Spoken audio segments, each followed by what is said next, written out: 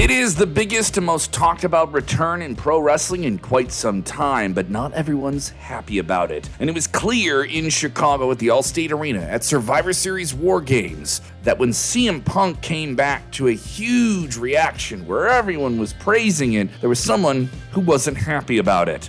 And that is WWE's World Heavyweight Champion Seth Rollins. Why does Seth Rollins and CM Punk have such a seething hatred for one another? It's Sportskeeda Wrestling. I'm Kevin. Get into the comments below and hit that like button. By now, you've seen that video of Seth Rollins being held back by Michael Cole and Corey Graves at Survivor Series, and you've probably heard Seth Rollins tell the Nashville crowd at a big event for Raw that he didn't want to waste a single word on, quote, that hypocrite. It's crazy to think that there are such hard, bitter feelings, or so it seems, from Seth Rollins towards CM Punk when the latter who helped give Rollins a big career boost on the main roster of WWE. Yeah, the Shield debuted with helping Punk win a title match at Survivor Series in 2012. You could even argue that Rollins wouldn't be in the position he's in today if he didn't get that, boost from Punk at the beginning. So what went wrong in that relationship? What's the history behind all of this resentment? We can only speculate on the early part of it. There had some level of frustration from Rollins' side when Punk decided to pack his bags and leave WWE in 2014.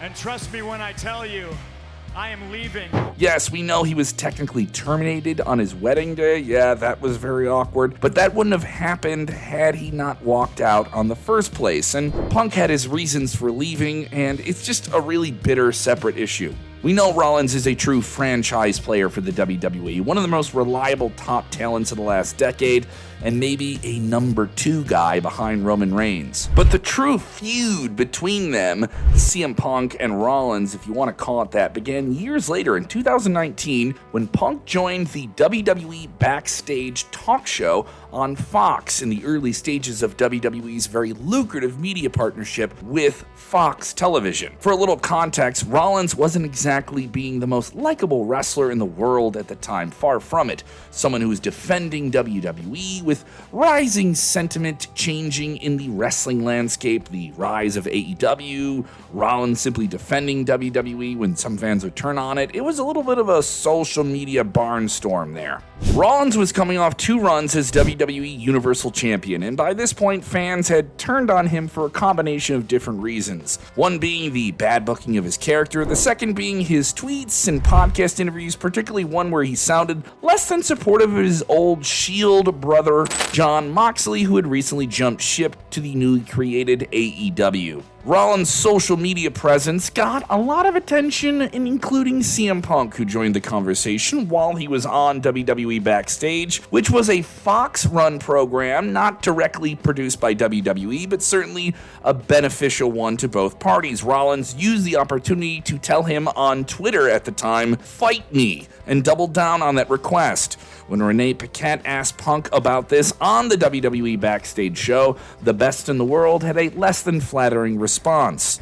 Seth needs to stop tweeting and realize that sometimes it's better to be viewed at as the fool when you shut your mouth or you open your mouth and remove all doubt. It's safe to say that Seth Rollins didn't take too kindly to these comments. I interviewed Seth Rollins right around this time, right before WWE's Survivor Series that year, having a big residency in Chicago, and I was doing it with Q101 Radio, and he was pretty brutal in his response to everything that Punk was saying. Funny thing is, for me, for a guy telling me that I need to look for relevancy, here's someone who's been, in the doldrums for the last few years because he got his butt kicked in the octagon so bad he didn't want to show his face anywhere, and now he shows back up on a WWE show. He said that he knew technically it was an FS1 Fox show, but it wouldn't exist without WWE. But he didn't just stop there. He said that if Punk wanted to come to a show and talk smack about a company that he had no part of over the last 5 years, then of course Rollins was going to defend WWE. He said that WWE has given him everything he's wanted in life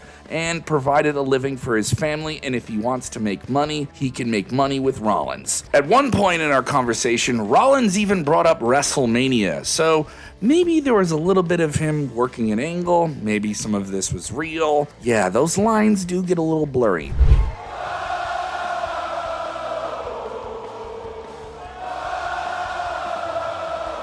Rollins has sustained his power in the business and popularity through the pandemic years, and it was his comments in early 2023 during SummerSlam weekend with House of Wrestling's Nick Hausman that once again brought the conversation of CM Punk to the forefront. Stay away, you cancer. Get away from me forever. He was asked about CM Punk following the controversial AEW Brawlout incident, and mincing no words, Rollins said that Punk was, quote, a cancer to the business, and said that people over there, AEW, only just figured out what people in WWE already knew about him. He did go on to cool on those comments with a little bit of backtracking, which was subtle, but a bit of brilliance in terms of continuing to pull the strings. In an interview not too long after the cancer comments, Rollins said that it pained him to say such things about Punk, who he acknowledged played such a big part in his career. However, he stated he isn't a fan at all of how Punk has conducted himself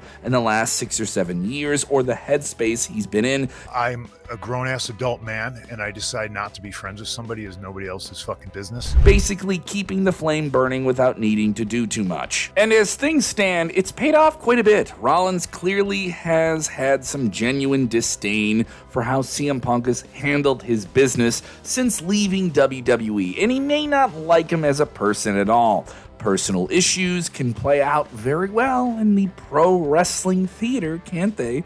But business is business, and every party involved knows that there's money to be made, which is probably why Punk made a subtle comment on Raw about how he's only a couple of people. Maybe we know who he's talking about there. You can see from this that it's been a lot more from the Rollins side, but he's casually kept the fire burning, patiently waiting for a day where he can make a lot of money and get a real prime spot on a big show, Wrestlemania, and that day is coming closer than ever. The match they want, the spot they can get, the issue they have to get there. All the pieces are coming together. How much do you want to see CM Punk versus Seth Rollins, and where do you want to see it?